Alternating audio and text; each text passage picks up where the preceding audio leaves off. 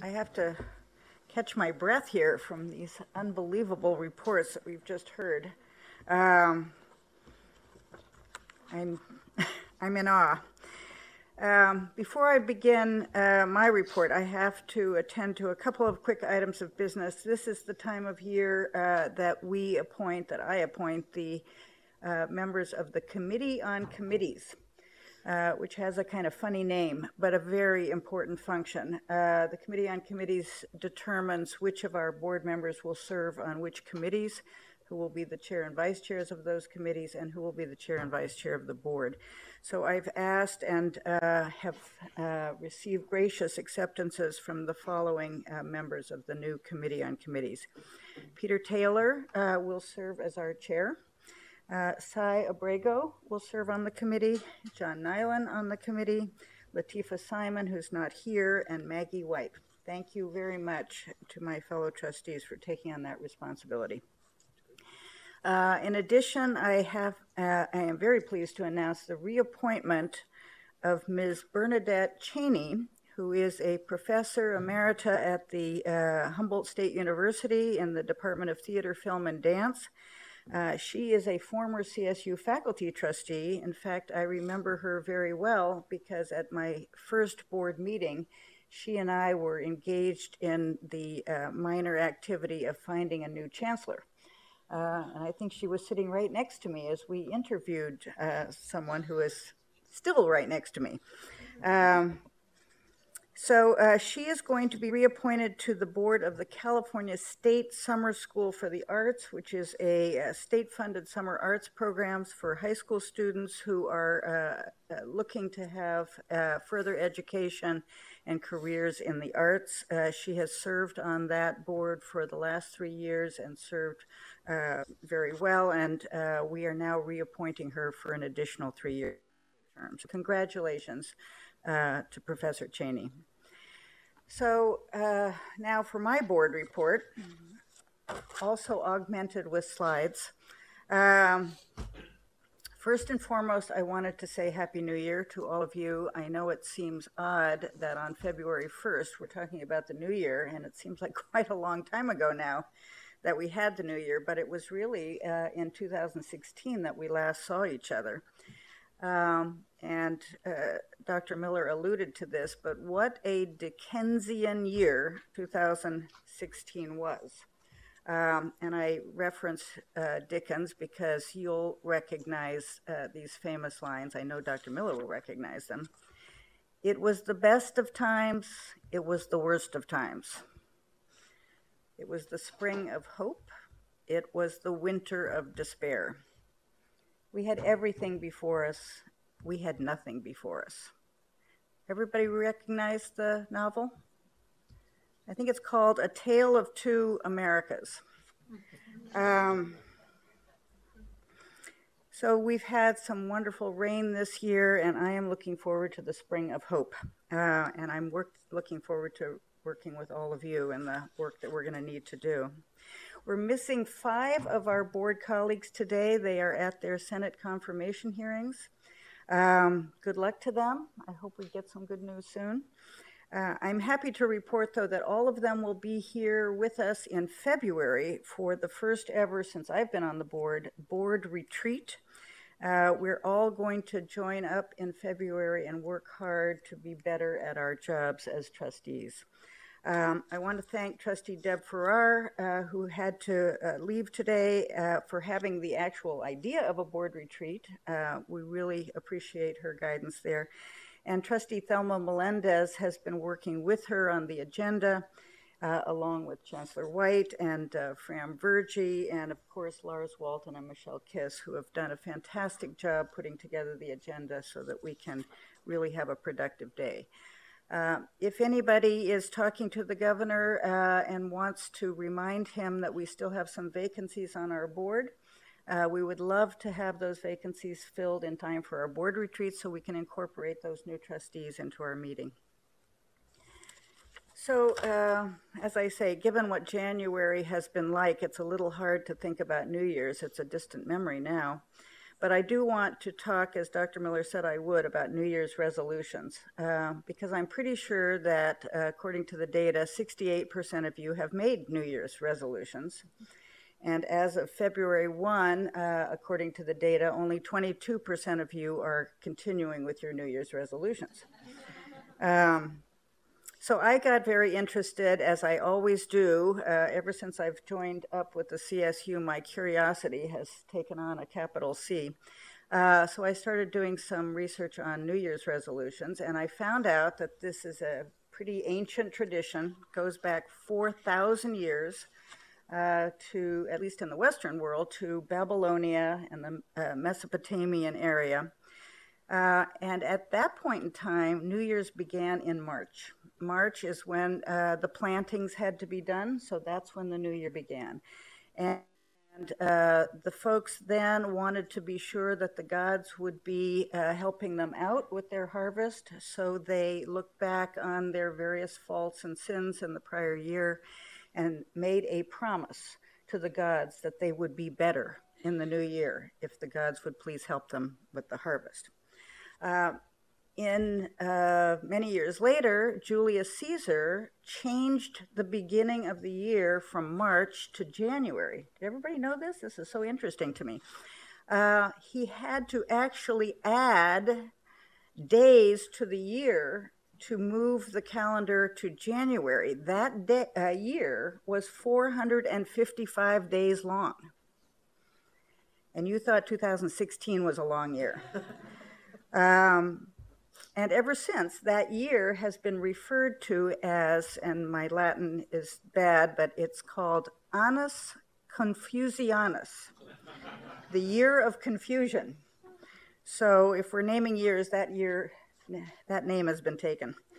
So Janus, that January was named after, is the god that looks both backwards and forwards. So it was natural that the whole concept of a New Year's resolution would start taking hold, because it's a process of looking back on what was and hoping that things will be better, and making a resolution, a resolve to improve ourselves and to improve our world. So I've made 3 resolutions that I want to share with you.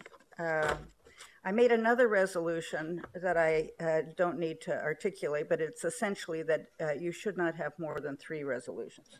So my number 1 resolution is to spend as much time as I can in 2017 visiting and revisiting our 23 unbelievable campuses.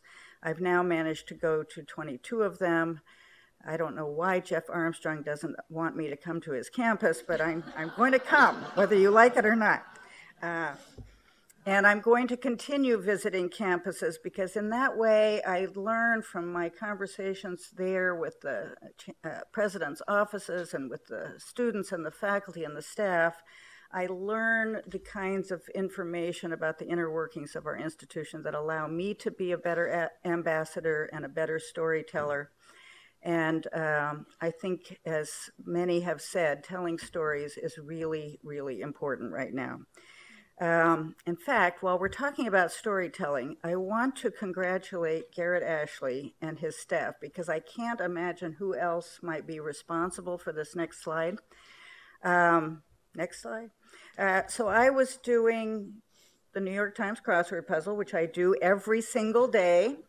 And Tuesday, January 10th, this is not very long ago, I see this. You know, the clue is largest U.S. univ. That's a key, you know. Univ means that it's not going to be the full name. It's going to be an abbreviation. And what is the answer? Cal State. This is incredible, because if you do the New York Times crossword puzzle, you know that Monday is the easiest. Tuesday's pretty easy, and then by the time you get to Saturday, it's impossible. So the New York Times expects that the majority of the population is going to know the answer to 33 across, the largest university in America, Cal State. There it is. Thank you, Garrett. I'm sure you had something to do with it.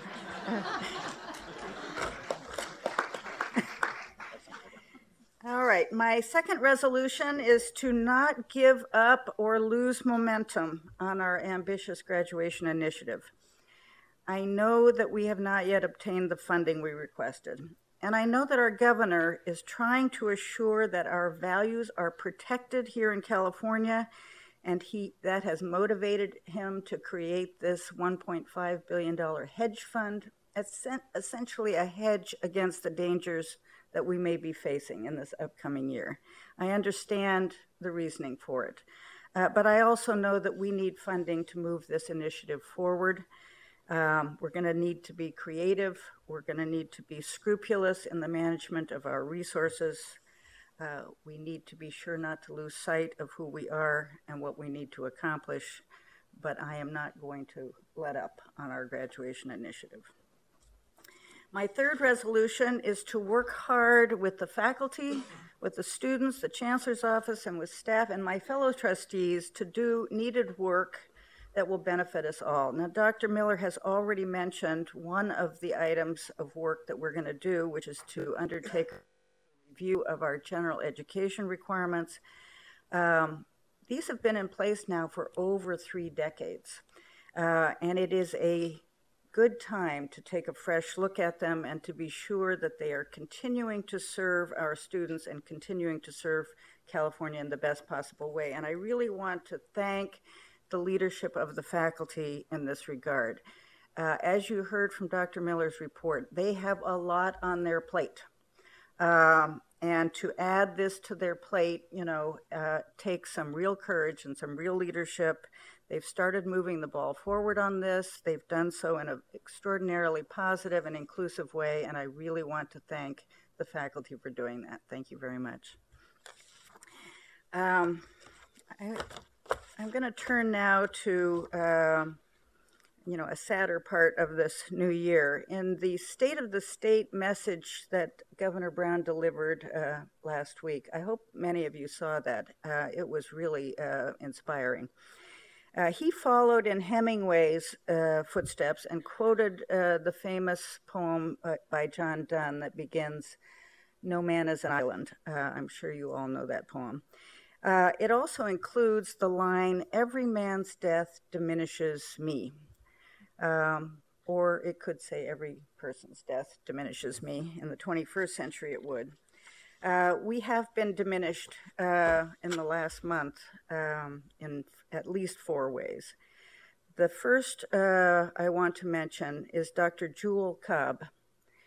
Many of you know that she was a dynamic pioneer and an early member of the roster of amazing CSU presidents, which we continue on to this very day.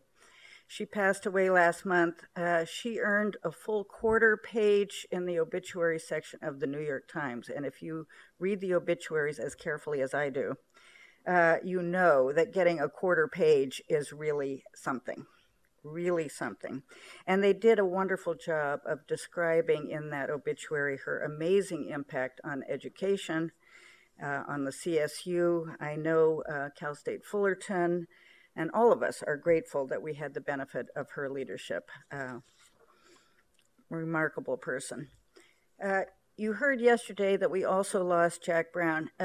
We honored him in our November meeting, and it was only shortly after that that we lost Jack Brown. He was an incredible support to San Bernardino, made amazing philanthropic donations to the CSU. He was a product of the California Master Plan. He graduated from a community college and a UC, and he attended the CSU, but interesting, not at San Bernardino, where he made his great gifts, but at San Jose State. And that just told me that our donors, the business folks, the community, the alums, they recognize that all of our campuses contribute to the whole and all have the same great impactful mission. He made extraordinary gifts, and we will miss him. The third person I wanted to mention is not a CSU alum, although he was affiliated with our sister institution at UC. Arthur Rosenfeld was a physicist and a professor, but he is known at this point in time as the father of energy efficiency. And I read a very interesting story about him when he was sitting at a dinner with a very young Governor Brown, many, many years ago now. Governor Brown asked him about a nuclear plant that California was thinking of building. And Dr. Rosenfeld said, you know, if you could make the refrigerators in California a little more efficient, you would not need a nuclear plant. And as he does, Governor Brown listened carefully to what he was hearing. We did not build that nuclear plant. We enacted energy efficiency regulations for refrigerators and then for multiple appliances. Those have now been adopted by the federal government. This is a real pioneer in sustainability, and he kept at it until about a week ago when he passed away at 90 years old. I don't really think I could complete a board chair report without mentioning the fourth person whose death diminished us. You'll know who it is, I hope. Mary Tyler Moore. You know, it seems a little silly sometimes to think about Mary Tyler Moore, but I watched one of her old episodes the other night, and it is incredible how forward-looking it was. In one of those episodes, her boss, Lou Grant, was talking to her, and she asked him this question: why am I making less money than my predecessor, who was in this position, when I'm doing the same job? And Lou Grant said, well, because he was a man. He was quite blunt about it. You know that Mary Richards, played by Mary Tyler Moore, did not sit still for that excuse. She went on to claim what was rightfully hers. And she taught me, and she taught all of us, that you do not sit still when fundamental rights are at issue. And I'm pretty sure that none of us are going to be sitting still in 2017. We have a lot of work to do. I went back and looked at the January board chair reports to see if there were any particular themes that I should be thinking about. All of them mention the Rose Parade. And I told President Armstrong that, I wasn't really sure if I needed to mention it for the 58th time, but I would. So the CSU and our poly campuses, Pomona and SLO, once again have won an award for their float, an entirely student-designed, engineered, and built float. They have won this award since 1949, which happens to be the year some of us were born. They have won this award 57 times. Isn't that unbelievable? And the award is for the most beautiful float. It's called A New Leaf. And I'm pretty sure that's some kind of a chameleon on their float. I think I saw one of those in Uganda.